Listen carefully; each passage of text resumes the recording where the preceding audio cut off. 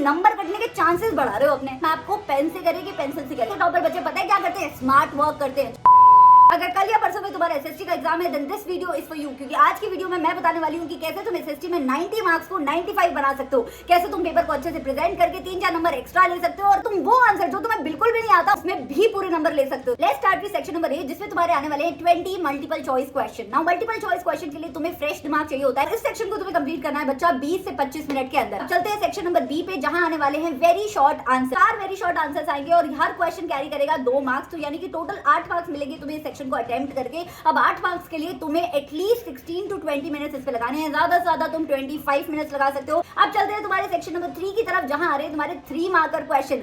5 3 marker question आने वाले हैं तुम्हारे पेपर में, यानी कि 5 into 3 इज 15 मार्क्स का है तुम्हारा सेक्शन नंबर सी। इसे कंप्लीट करने में तुम्हें लगाने हैं 30 to 40 मिनट्स बच्चा। हर 3 मार्क के क्वेश्चन को तुम्हें पॉइंट वाइज आंसर में लिखना है और 3 से 4 पॉइंट लिखने ही लिखने हैं। बाई चांस अगर तुम्हारे पॉइंट्स बहुत छोटे हैं इस तरीके के, तो तुम 5 से 6 पॉइंट्स भी लिख सकते हो। इस सेक्शन में आने वाले हैं तुम्हारे 5 मार्क्स के क्वेश्चन, जो कि 4 क्वेश्चन आएंगे बच्चा। यानी कि ये सेक्शन तुम्हें देने वाला है पूरे इतने मार्क्स, और इस सेक्शन को अटेम्प्ट करने के लिए मैं तुम्हें दे रही हूँ 40 से 50 मिनट्स का टाइम। और इस सेक्शन में यूजुअली जस्टिफाई, एनालाइज, इस तरीके के क्वेश्चन काफी देखने को मिलते हैं। तो जब भी इन क्वेश्चंस को अटेम्प्ट करो ना, तो 30 सेकंड्स लेके पहले ही सोच लो कि इस आंसर में तुम क्या लिखने वाले हो, वरना फिर वो काटा पीटी पेपर में मचाओगे जो पेपर को बहुत ही अगली दिखाता है। अगर पॉइंट्स बहुत बड़े हैं तो तुम पॉइंट्स की हेडिंग भी बना सकते हो इस तरीके से। अगर तुम्हारे पॉइंट्स छोटे हैं तो तुम्हें एक्स्ट्रा पॉइंट्स लिखने पड़ेंगे, यानी कि 7 से 8 पॉइंट्स लिखने पड़ेंगे। कई सारे बच्चे सोचते हैं कि 5 मार्कर क्वेश्चन को अगर वो पैराग्राफ फॉर्म में करके आएंगे तो उनको ज्यादा नंबर मिलेंगे। ऐसा कुछ नहीं है। तुम इस तरीके के क्वेश्चंस को भी बच्चा अच्छे से इजीली पॉइंट्स में कन्वर्ट कर सकते हो। एग्जामिनर के पॉइंट ऑफ व्यू से पॉइंट वाले आंसर को चेक करना बहुत ज्यादा इजी होता है। नेक्स्ट सेक्शन में तुम्हें मिलने वाले हैं सोर्स बेस्ड क्वेश्चन। इसमें 3 सोर्स बेस्ड क्वेश्चन आ रहे हैं और टोटल मार्क्स हैं इस सेक्शन के 12 नंबर।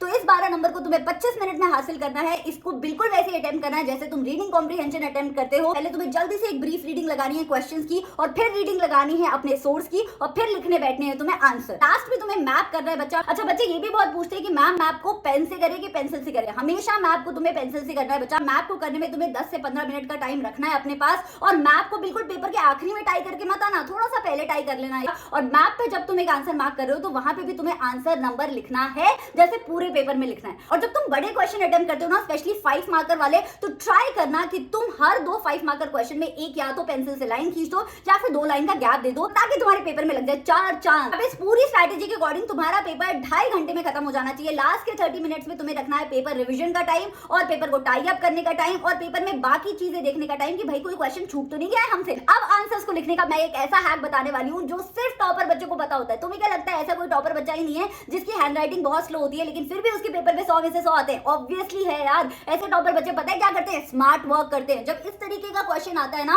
वो थ्योरी लिखने की जगह वहां पे एक छोटा सा फ्लो चार्ट बना के आ जाते हैं। खाने में टाइम भी कम लगता है, सारी नेसेसरी इन्फॉर्मेशन जल्दी से फिल भी हो जाती है, साथ में एग्जामिनर भी इंप्रेस हो जाता है। तो तुम भी कर सकते हो यार ये स्मार्ट वर्क। अब आती है डिफरेंशिएशन की बात। पता नहीं इतनी बार बच्चों को बता दो फिर भी बच्चे डिफरेंशिएशन में पैराग्राफ के फॉर्म में डिफरेंशिएट करके आते हैं। बिल्कुल भी ये गलती नहीं करनी है तुम्हें बनाना है एक छोटा सा टेबल, उसमें डालना है लेफ्ट और राइट में हेडिंग, और साथ में लिखने शुरू कर देते हैं पॉइंट्स। अगर तुम्हारे पॉइंट्स बहुत बड़े बड़े हैं तो तुम्हें पॉइंट्स के बीच में एक एक लाइन भी छोड़नी है बच्चा। और अच्छा ऐसा मत सोचना कि मैम इसमें तो ईयर पूछा भी नहीं था, हम तो जबरदस्ती ईयर लिखा है क्योंकि हमें आता था। नहीं, ये गलती नहीं करनी है। अगर ईयर नहीं पूछा है और तुम ईयर के बारे में श्योर नहीं हो तो क्यों लिखना है यार? इससे नंबर कटने के चांसेस बढ़ा रहे हो अपने। अब आते हैं सीक्रेट ट्रिक्स पे। अगर एमसीक्यू में कोई एमसीक्यू नहीं आता है तो उसमें पूरे नंबर कैसे लाने हैं। पहले स्टार्ट करते हैं क्रोनोलॉजिकल ऑर्डर वाले एमसीक्यू से। इस तरीके के क्वेश्चन में तुम्हें यूजुअली बताना होता है कि कौन सी चीज पहले हुई थी और कौन सी चीज बाद में हुई थी। अब इसमें तुम्हें लगता है कि अगर डेट्स नहीं आती है तो हम कैसे सॉल्व करेंगे? मैं बताती हूँ इसकी ट्रिक। इसकी ट्रिक है तुम्हें कहानी याद होनी चाहिए। तुम्हें अगर पता है कि फ्रेंच रेवोल्यूशन पहले हुआ था और नेपोलियन बाद में आया था, और नेपोलियन के आने के बाद ही तो नेपोलियन को हराया गया था, तो इस क्वेश्चन को तुम इजीली सॉल्व कर सकते हो, चाहे तुम्हें तारीख याद हो चाहे ना याद हो। अब चलते हैं असर्शन एंड रीजनिंग में। बहुत सारे बच्चे असर्शन एंड रीजनिंग के साथ स्ट्रगल करते हैं, मुझे नहीं पता क्यों,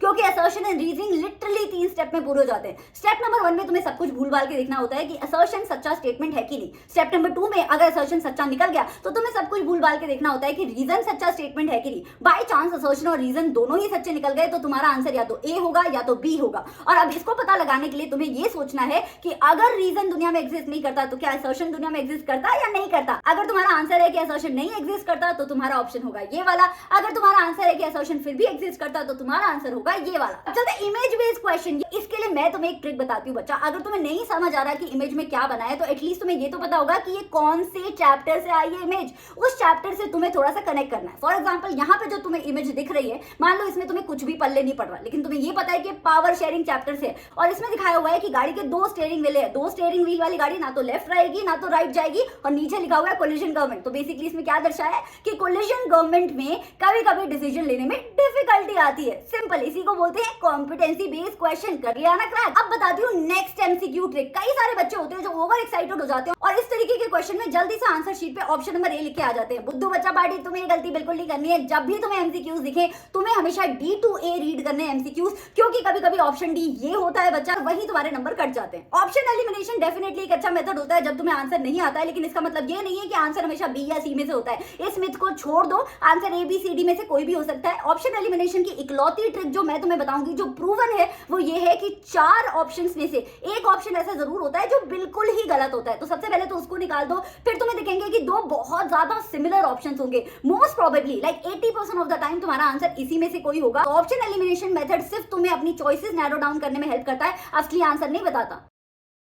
एग्जाम के दिन याद रखना कि अगर कोई नया टॉपिक जो तुमने आज तक नहीं पढ़ा है एसएसटी का, अगर तुमने सुबह सुबह पढ़ने की कोशिश की तो तुम हो जाओगे कंफ्यूज और हो जाएगा तुम्हें पैनिक। तो ये बिल्कुल भी नहीं करना है। सिर्फ एग्जाम के सुबह तुम्हें चीजें रिवाइज करनी है, वो भी अगर टाइम मिले तो, वरना फ्रेश माइंड से पूरे 7-8 घंटे की नींद लेके तुम्हें एसएसटी का एग्जाम देना है, क्योंकि अगला एग्जाम है हमारा मैथमेटिक्स का। अगर हमारी नींद एसएसटी के एग्जाम में पूरी नहीं हुई तो हमारा वो वाला दिन पूरा चला जाएगा और हम मैथ्स के लिए प्रिपेयर नहीं कर पाएंगे। So don't do that, sleep properly and give your exam. All the very best. Exam देके आना तो मुझे जरूर कमेंट में बताना कि एग्जाम कैसा गया। I will see you next time, bye.